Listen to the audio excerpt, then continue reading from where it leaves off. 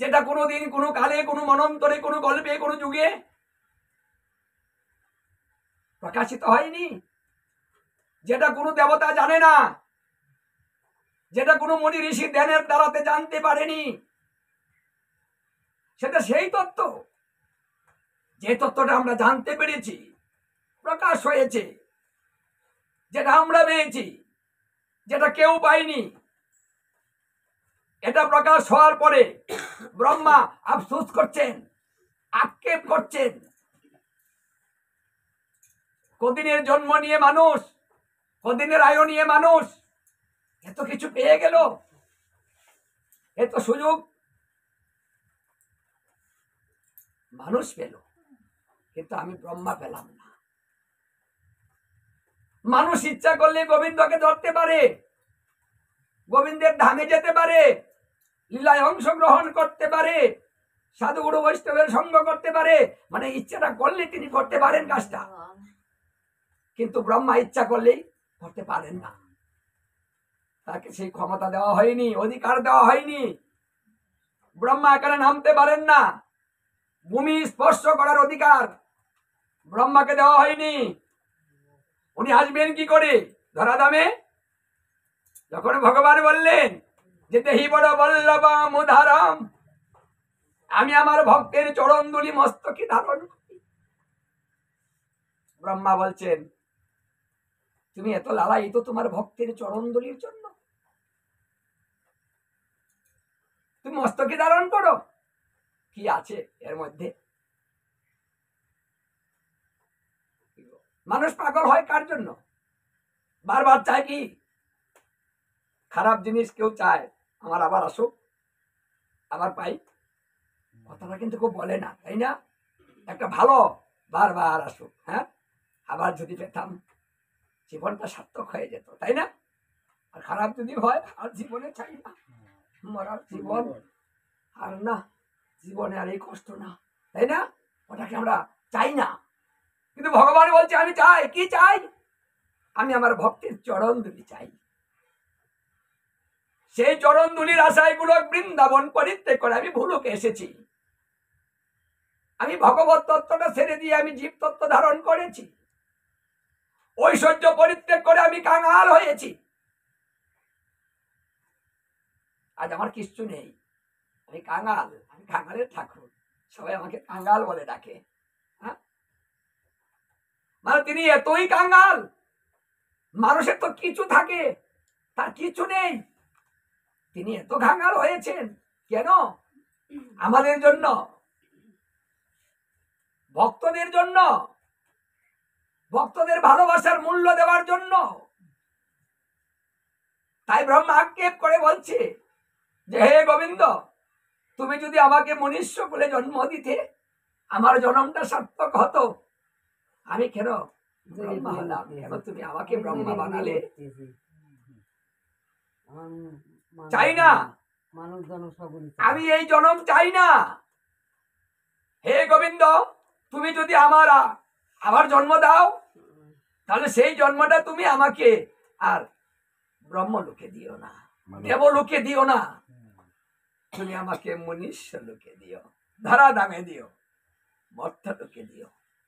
হে গোবিন্দ, আমি জানি আমি চাইলে পাবো না, কারণ মানুষ হওয়া তো সহজ কথা নয়। যদি পূর্ব জন্মের স্বীকৃতি না থাকে, সে তো মানুষ হতে পারে না। হে গোবিন্দ, যদি আমার তেমন কোনো স্বীকৃতি না থাকে, যে স্বীকৃতির কারণে তুমি আমাকে মানুষ বানাবে, তাহলে তুমি আমাকে এই করে দিও। কি করে দিবে? তুমি আমাকে তৃণলতা গাছ বানিয়ে দিবে। আমি মানুষ হতে চাই না, কিন্তু মানুষের নিচে থাকতে চাই। কি হয়ে? তৃণলতা গাছ হয়ে। কেন গাছ হবেন তিনি? সবাই বড় হতে চায়, ব্রহ্মা কেন ছোট হতে চায়? আমরা কেউ বলি যারা ছোট হয়, আমরা কিন্তু কেউ জগতে ছোট হতে চাই না, কেউ না, সবাই বড় হতে চাচ্ছি। কার থেকে বড় হতে পারে? হ্যাঁ, আর ব্রহ্মা বলছে তুমি আমাকে নিচে দাও। ওটা তো চাইলে পাওয়া যাবে না। কেন চাইলেন? ওটা চাইলেও বড় হবেন না, চাইলেও ছোট হবেন না। চাইলেন এই জন্য যে হে গোবিন্দ, আমি যদি তৃণলতা ঘাস হয়ে জন্মগ্রহণ করি তাহলে তোমার ভক্তগণ আমার উপর দিয়ে বিচরণ করবে, তাহলে আবার কি হবে? তোমার ভক্তের চরণ ধরে সদা সর্বদা আমি চাওয়ার অর্থটা কি? দেখুন, যদি বড় হতে চান আগে ছোট হতে হবে। আপনি বড় হয়ে জন্মগ্রহণ করেননি, ছোট হয়ে জন্মগ্রহণ করেছেন, ক্রমাগত ভাবে বড় হয়েছেন।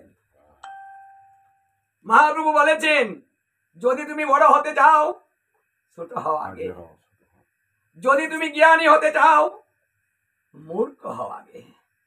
বাহ, মানে আমি কিছু বুঝি না, আমি কিছু জানি না, আমার মতো মহামূর্খ দ্বিতীয় কেউ নিজেকে তাই ভাবো, জ্ঞানী নয়। আমরা ভাবি নাকি আমরা বড় পণ্ডিত? এই যে ভাব, মহাপ্রভু আসলেন কেন? আমাদের ভাব তত্ত্ব শিক্ষা দেওয়ার জন্য তিনি ভাব নিয়ে এসেছেন।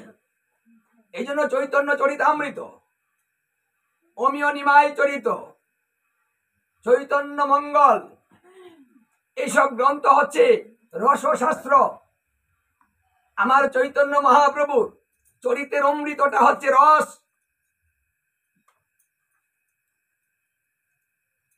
এই জন্য সাধুগুরু বৈষ্ণব রসিক হয়, কারণ তারা রসের মধ্যে থাকে। শাস্ত্র তিনটা ভাগ, আমি প্রথমে বলেছি জ্ঞান, জ্ঞান হচ্ছে গীতা,